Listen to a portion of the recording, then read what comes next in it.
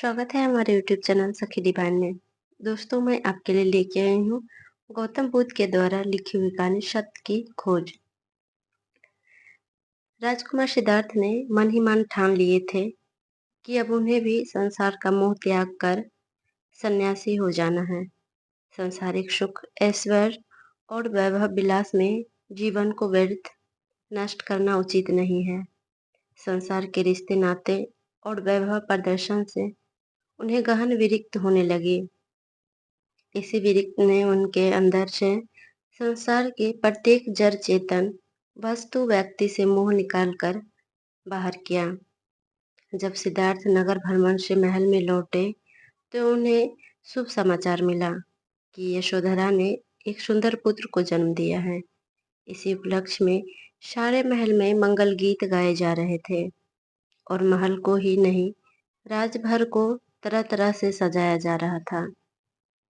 महाराज सुधोधन और महारानी प्रजावती की प्रसन्नता की कोई सीमा न थी, किंतु इस शुभ समाचार को सुनकर भी राजकुमार सिद्धार्थ ने कोई प्रतिक्रिया व्यक्त न की। ऐसा लगता था कि उनके मन में निर्लिप्तता की भावना अपनी जड़ें जमा चुकी थी। सांसारिकता से उनका पूर्णतः मोह भंग हो गया था। राजकुमार में तरह तरह के उत्सव और नृत्य गान के आयोजन हो रहे थे, किंतु किसी भी आयोजन में सिद्धार्थ का मन न लगा। सिद्धार्थ को पुत्र होने की ना तो प्रसन्नता हुई और ना ही शोक हुआ। जब शिशु का नामकरण किया गया तो वह मौन थे, निर्लिप्तता ही रहे। शिशु का नाम राहुल रखा गया। राहुल अभी अत्यंत छोटा ही था कि सिद्धार्थ ने गृह त्याग कर सत्य की खोज में निकलने का निर्णय किया। यह आषाढ़ की पूर्णिमा थी। चांद और पृथ्वी पर अपनी शीतल छटा बिखेर रहा था। सिद्धार्थ ने अंतिम बार राहुल और यशोधरा की ओर देखा और राजमहल छोड़कर बाहर निकल गए। सिद्धार्थ ने अपने सेवक छंदक को निद्रा से जगाया और रथ तैयार करने को कहा। छंदक ने सोचा, संभवतः स्वामी इस समय भ्रमण करने की इच्छा रखते हैं।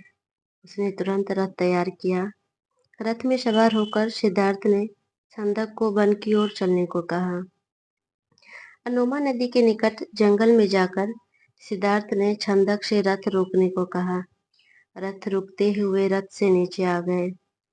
सिद्धार्थ ने अपने सभी राजसी अलंकरण और वस्त्र उतारकर छंदक को सौंपे और उसे महल लौट जाने का आदेश दिया। सिद्धार्थ का आदेश सुनकर छंदक फूट फूट कर रोने लगे।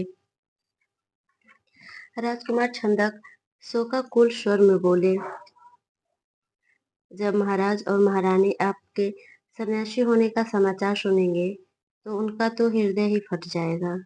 वे इस दुख को कैसे सहन कर पाएंगे।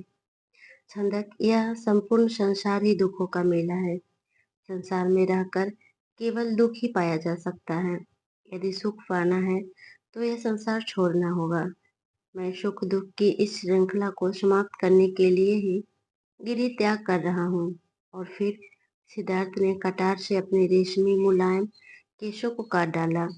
छंदक को उन्होंने समझाते हुए कहा, छंदक, माता पिता को मेरा प्रणाम कहना और कहना कि संसार के दुखों कष्टों को समाप्त करके मुक्ति का मार्ग खोजने के लिए ही मैं गृह त्याग कर रहा हूँ। और इसके बाद सिद्धार्थ ने छंदक को महल लौट जाने का आदेश दिए। सिद्धार्थ के आदेश पर छंदक शोक निमग्न हो राजकुमार को प्रणाम करके राजमहल की ओर लौट चले। छंदक ने राजमहल में लौटकर राजकुमार सिद्धार्थ के गृह त्याग की सूचना दी तो महाराज सुधोधन और महारानी प्रजावती का दुख से बुरा हाल हो गया। यशोधरा तो नीर बहाती हुई विलाप कर उठी। राजा सुधोधन के मुख से निकला, आज विद्वान पंडित और ज्योतिषियों की भविष्यवाणी सत्य हो गई।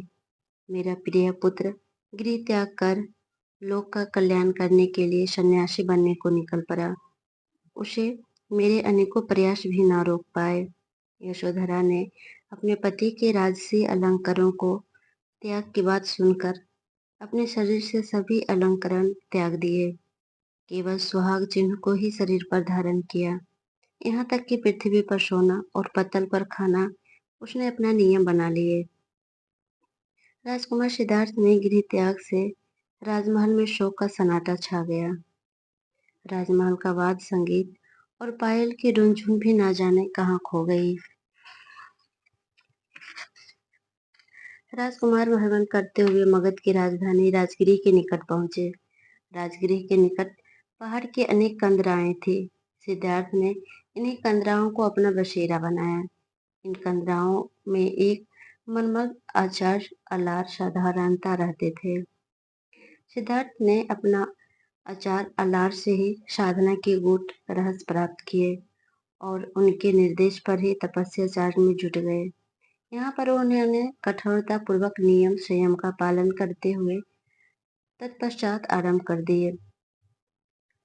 वे साधना में इतना रत हो जाते थे कि उन्हें अपने तन मन की भी कोई सूध बूझ ना रहती थी।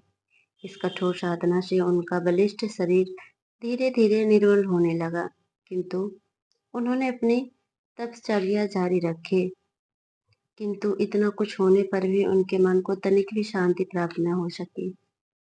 इसके विपरीत यहाँ उन्होंने और भी अधिक उद्विग्नता को घेर लिया। उस समय मगध का सम्राट बिंबिसार था। जब सम्राट ने यह सुना कि कपिलवस्तु का राजकुमार राजपाट त्याग पहाड़ों की कंदरानियों में साधना कर रहे हैं, तो उन्हें बड़ी उत्सुकता हुई कि उनके दर्शन किए जाए। एक दिन सम्राट बिंबिसार सिद्धार्थ के दर्शन करने वहां पहुंचे। सम्राट ने सिद्धार्थ को देखा कि राजकुमार का शरीर बड़ा कोमल और सुंदर है। उन्हें सिद्धार्थ पर दया आने लगी। सिद्धार्थ को सम्राट के आने का आभास मिला तो उन्होंने आंखें खोलकर उन्हें प्रणाम किया और वहां आने का कारण पूछे। सम्राट बोले, राजकुमार, इतने कोमल शरीर से इतना कठोर साधना करना तो अपने ही शरीर पर अन्याय करना होगा।